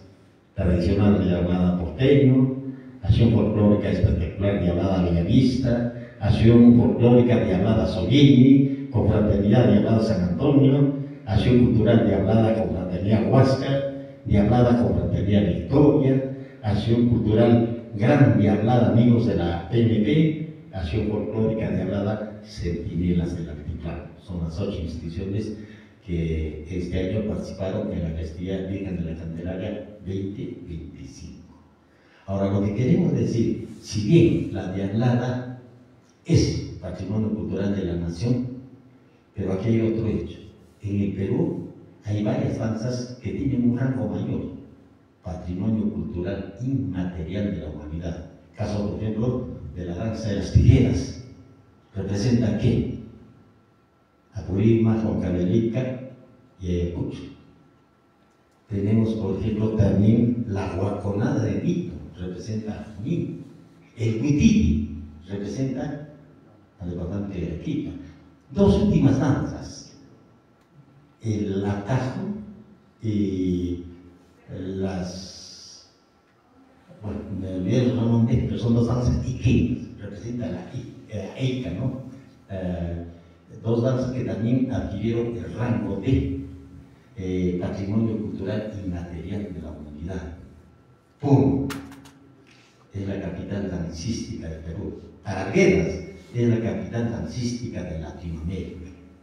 Puno, siendo un emporio dancístico, no tiene una danza que sea patrimonio cultural inmaterial de la humanidad. Tiene más de 20 danzas que son patrimonio cultural de la nación, pero no patrimonio cultural inmaterial de la humanidad. Tenemos muchísimas danzas puneñas que deben tener ese rango. Caso de la camilla puneña, muchas danzas originarias, pero también la diablada puede postularse para ser patrimonio cultural inmaterial de la humanidad. Muchísimas gracias.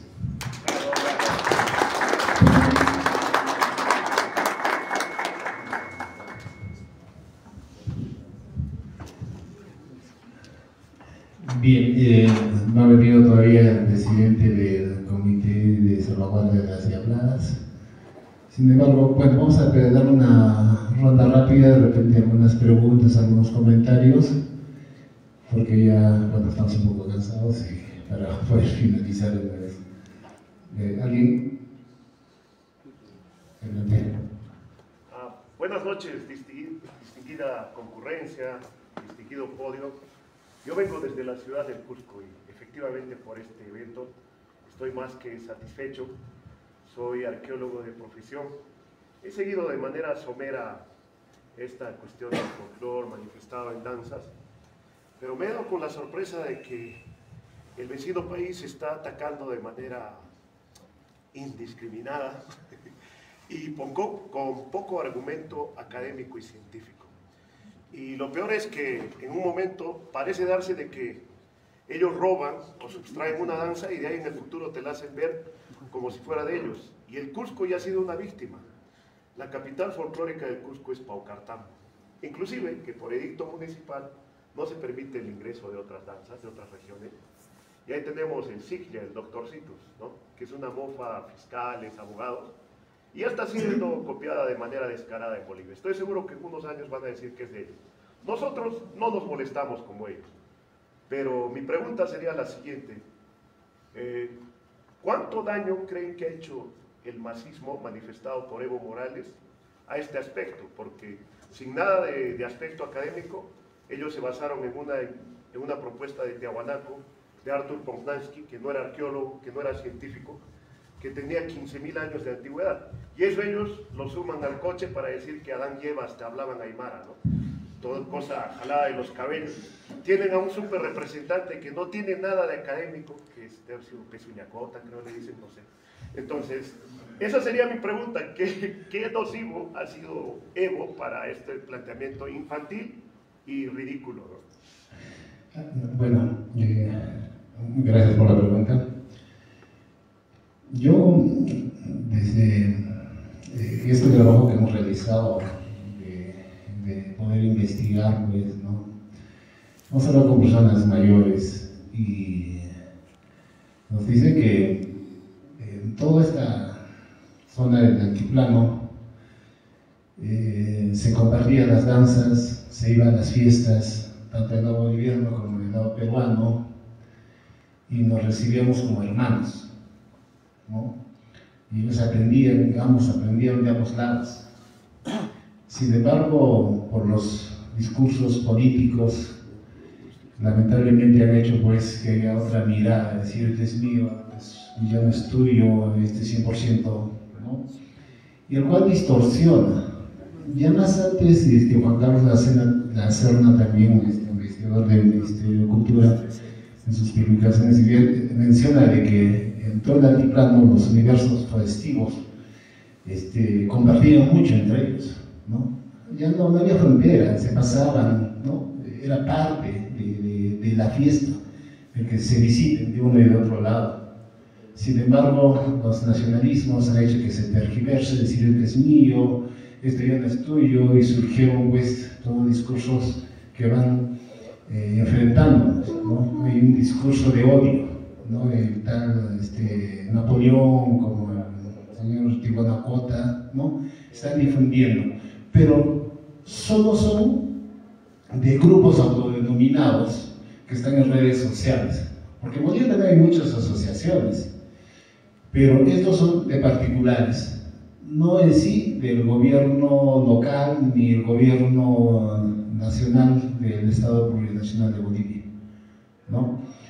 Nosotros incluso podemos debatir, sin embargo ellos no se ponen de acuerdo, porque para la diablada, la morenada, todas tienen varios discursos, también entre ellos mismos están peleados, ¿no?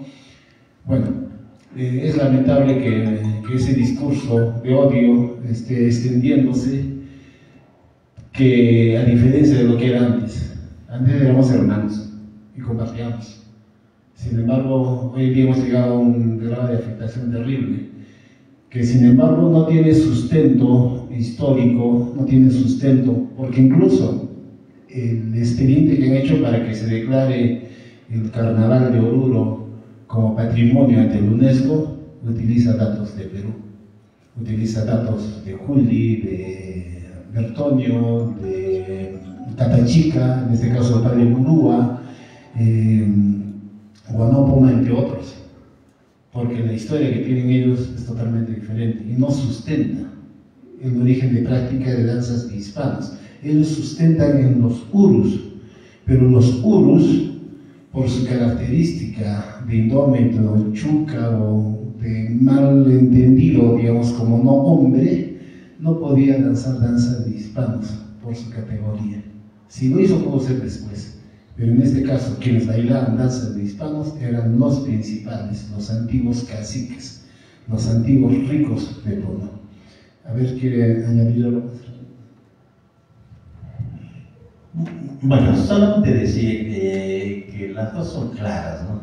¿Cuál es el emporio dancístico? Indiscutiblemente Puno. De Puno se irradia Potosí. Ahora, ellos siempre del otro lado dicen Potosí, Potosí. Desde aquí, con la mitad de Potosí, se han desplazado, no solo Puno, desde el sur del Perú se han desplazado hacia Potosí. Y cuando uno se desplaza, va con todo, con su cultura. O sea, como decía Henry, ¿no? De aquí se va allá, no de allá para acá. Ahora, otra cosa más bien, eso sí, que algunas cosas han recreado, y las recreaciones sí han regresado bien, ¿no? Pero hablando de orígenes, no, pues está aquí, eso no es indiscutible, ¿no? En nuestro modo, digamos, de no solo de pensar, sino de todo lo que hemos encontrado, digamos, en la documentación, ¿no? Entonces, el tema aquí, yo sugiero que más se incline hacia el discurso académico, porque con las redes sociales no se está dando eso. Recientemente la Municipalidad de Puno editó un libro, ¿no? La festividad, el bicentenario, no, la festividad Virgen del Candelario y el bicentenario. Es un buen libro académico, y ese libro ha ido a Bolivia y hasta ahora no tiene respuesta. Entonces creo que también es hora de producir documentos académicos, ¿no? Y libros académicos para contrarrestar eso que más se da en las redes sociales. Bueno, yo he investigado la danza choquela, he estado en Caracoto, de hecho me están llamando ahora para hacer la declaratoria de allá. Y Caracoto, su origen es boliviano, de la comunidad campesina de Caracoto, la mayoría en 1920, con las hambrunas bolivianas, vinieron a Caracoto y se asentaron. Cuando yo fui a Taraco, en la zona de Bolivia, allí me encontré a los hermanos de Caracoto, bailando con los de Taraco. Creo que tendríamos que aprender de ellos. Nada más. Adelante. Gracias. Yo creo que puedo dar la respuesta a lo que acabo de preguntar. Yo he salido de Puno del año 86, estudié a Bolivia. He vivido los 20 años del nazismo de Evo Morales. He visto la diferencia de cómo nos han tratado los peruanos. Tengo doble nacionalidad, soy peruano-boliviano. No porque me haya casado, sino porque he obtenido políticamente, con resolución del presidente Sánchez de Lozada, mi nacionalidad boliviana. He vivido los 20 años de Evo Morales con la gran decepción, que un inicio era la gran esperanza y luego se ha ido distorsionando a lo que ha llegado es Bolivia. Y soy un crítico de Bolivia en estos 20 años, pero la respuesta es bien sencilla, es la ignorancia. La ignorancia de los diputados, senadores, etcétera, etcétera, que han ocupado cargos de ministros, viceministros, de cultura, de descolonización y las estupideces que se han inventado. Y que finalmente es el resultado de lo que hoy es Bolivia, ¿no? Un desastre económico, el desastre de lo peor. Y en la última elección del 17 de agosto, donde el MAS solo ha tenido 8 diputados. Ese es el resultado, ¿no? Y el resto, obviamente, a partir del 8 de noviembre, salga quien salga, Paz Pereira o Tuto Quiroga, Bolivia va a tener que volver nuevamente al reencuentro. Espero que en algún momento, estoy tratando de que cualquiera de los dos candidatos puedan venir a Puno y puedan hacer nuevamente este tema de la fraternización entre Perú y Bolivia. Porque creo que el lago Titicaca nos une mucho más, ¿no es cierto? Y ahí está la respuesta. Y esas estupideces de hablar de nacionalismo, que es mío, es tuyo, ya, eso es ignorancia, ¿no? O sea, yo he discutido en Bolivia he estado en un liberal trabajo y se ha hecho muchos seminarios sobre esto en estos 20 años, y realmente me daba risa escuchar cada estupidez que hablaba. Y realmente yo creo que es eso, es la ignorancia que ha llegado al poder y que se ha revelado que eso no sirve.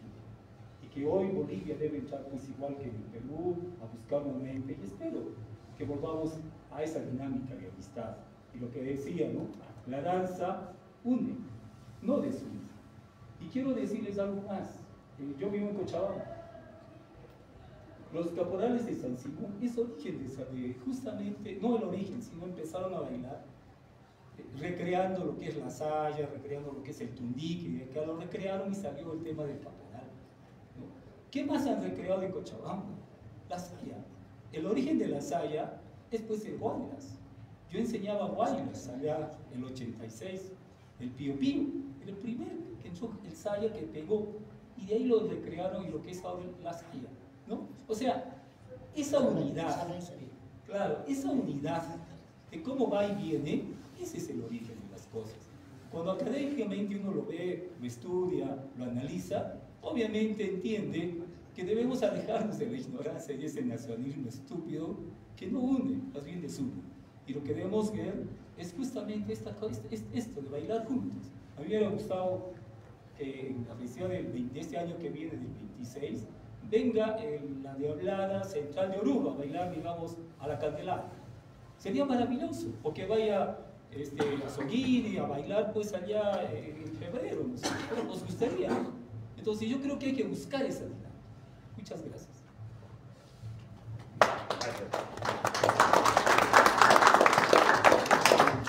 Bien, las últimas intervenciones. Adelante, Roya. En primer lugar, felicitarlos a todos los expositores, historiadores y al selecto público aquí presente. Sí, realmente creo que tenemos mucha riqueza cultural en Puno en cuanto a las danzas. Yo creo que una de las danzas que ya debe declararse como patrimonio de la UNESCO es el Ayarachi, una danza ancestral, y otras danzas más. Yo creo que Correa, yo creo que el Ministerio de Cultura ya creo que tiene que asumir, y los historiadores, para que muchas veces no solamente es, de repente, me parece muy poco, solamente como patrimonio de la nación, todo, tenemos que aspirar a más, ¿no? Y entonces creo que hay bastante trabajo que hacer. Y al mismo tiempo aprovechar este espacio. Soy el profesor Pedro Feltro, artista. El lunes 29 de este mes, a las 6:30, vuelve el lenguaje de las piedras después de más de 10 años de ausencia. Arte que hemos recreado con las piedras y la arena del lago Titicaca y ríos del altiplano. Entonces, quiero cordialmente invitar a todo este público selecto para que después de más de una década que realmente vuelvo a exponer este arte que ha nacido, que hemos creado aquí, netamente puneño. Gracias a todos y ojalá que también. El joven y terminamos acá con Jesús. Sí, muy buenas noches ante todos, a los exponentes, muy felicitaciones por haber exponido tan dichosa información que todos nos merecemos saber, ¿no? Como también el público peruano y puneño, ¿no? A lo que voy, bien se sabe que el origen de la Diablada está acá en la ciudad de Puno, pero sin embargo hay muchos peruanos y puneños que desconocen eso. ¿Por qué? Porque lamentablemente el puneño y el peruano no la difundí como tal. El otro país vecino, que sí lo ha hecho, ya que más difunden lo que es el altiplano, más lo que tienen lo que son los valles y la selva, ¿no? Esto ha empezado, lo que ellos lo han metido como una cultura propia del altiplano como ellos. Prácticamente cuando yo soy de la frontera, voy para ese lado, prácticamente ellos dicen, todo lo que yo tengo como puneño, como altiplánico, es de ellos. Que todo lo que mi mamá se viste, digamos, como cholita, es de ellos. Que todo se originó allá. Y eso es injusto. Ahora, si bien es cierto, como dijo acá el señor, compartimos cultura, compartimos lenguaje, compartimos todo, pero ellos no lo reconocen como tal. Piensan que ellos nos trajeron todo eso, y no es así. Ahora, volviendo a lo que es a la Diablada, sí, si bien es cierto, la Diablada en Oruro se fundó en el año 1904, fundado por un peruano y puneño, Pedro Cosales, fundado con el nombre Diablada Auténtica de Diablos de Mañazo. En Mañazo está aquí en Puno, los carniceros. Tenemos sustento histórico. Yo no entiendo ¿Por qué se ha demorado tanto para dicha declaratoria de la Diablada? Hemos dejado que otros países se apropien de nuestra identidad y nuestra cultura. Y no solamente pasa con la Diablada, pasa con la Morená, con la Llamerá, con la Huacahuaca, con los tundiques. Se está dejando de lado muy fuera a los tundiques de Chimbuyo. Cosas que se tienen que tomar cartas en el asunto, porque no es justo que nuestras danzas sean apropiadas por otros países y luego nos tilden a nosotros de ladrones. Eso es injusto. Ahora, también dijo hace un momento el señor sobre qué bonito sería que viniera la Diablada de Oruro acá a Puno. Sería bonito también que vaya la Diablada de Bellavista, la PNP, las Centinelas allá a Oruro. Por allá nos odian, lamentablemente. Yo como peruano fui a Oruro y yo me indigné bastante este año cuando mostraron mi bandera con imágenes totalmente espantosas. Se hacían la burla de nosotros. ¿Y con qué seguridad yo podría ir a Oruro a bailar mientras se burlan de nuestra bandera y de nuestra Diablada? Y caso contrario, acá en Tacna, son bien recibidos y aplaudidos, lo que es la Diablada de la Morená, que vinieron a Tacna, ¿verdad? También fueron invitados acá, creo que la fraternidad, la Diablada de Bellavista. Pero creo que ahí se ve más económicamente, ¿no? Para que los turistas vayan. Poco o nada creo que les importe el origen de Tacna. Pero es muy lamentable que siendo tacneños no sepamos lo que es el origen, porque ellos invitan a fraternidades bolivianas para difundir ellos con el propósito que es 100% boliviano. Y eso no es justo. Y la federación debería de actuar y pronunciarse ante Tacna lo que está haciendo. Porque a Tacna prácticamente no le importa el origen, le importa ganar ingresos económicos. Y eso es injusto, porque acá en Puno no bailamos por lo que es por la economía o porque producimos más trajes o algo así. Bailamos por fe y por devoción a la Virgen. No solamente acá en la Candelaria, también tenemos a Cancharani, a Natividad, a Asunción, muchas vírgenes, y lo bailamos por devoción, como antiguamente se hacía la Pachamama. Y eso sería todo. Gracias por escuchar. Otro comentario, amigo Jesús. Bueno, felicitarlos a ustedes por haber hecho esta exposición muy hermosa y muy bonita. Lo único que yo quiero es, como danzarín de la Diablada porteño, 63 años bailando en la Diablada porteño. Y dirán, ¿qué hace esa copa y ese plato? ¿Por qué está ahí? La primera Diablada se funda en Puno, la Diablada porteño con banda. Y en 1966, la Diablada porteño participa en un concurso nacional de danza y folclore. En 1966. Es un concurso a nivel nacional, no es un concurso de acá de la ciudad de Puno o de la región, no. En lo cual donde participan más de 70 conjuntos de los 23 departamentos de esa fecha. Y la tradicional Diablada porteño en 1966, campeona. Ahí está la copa, presidente de la República y el plato decoratorio de la Cámara de Senadores. El diploma está ahí del municipio de Huancayo, de haber ocupado el primer lugar. Por eso estamos haciendo esta demostración, porque a veces dirán que ¿qué hace eso por acá? Y viéndolos. Lo que me queda es yo agradecerlos a todos los presentes, acá a los señores antropólogos que nos han ilustrado lo que es la Diablada, ¿no? Sabemos de que la Diablada, yo recuerdo cuando en Huancayo estaban los diablillos, los sagras, como 10 clases de diablos que se pueden poner, ¿no? Desde los 70. Bueno, Puno ha sido denominado en esa fecha la capital del folclore, con resolución de la Cámara de Senadores y Diputados. Eso se le entregó ¿qué se llama? A la Federación Regional de Folclore. Esa copa estaba en la Federación, el plato también, pero desaparecieron. Hace 25 años, 30 años, lo he recuperado en la ciudad de Lima, y por eso yo lo tengo en mis poderes.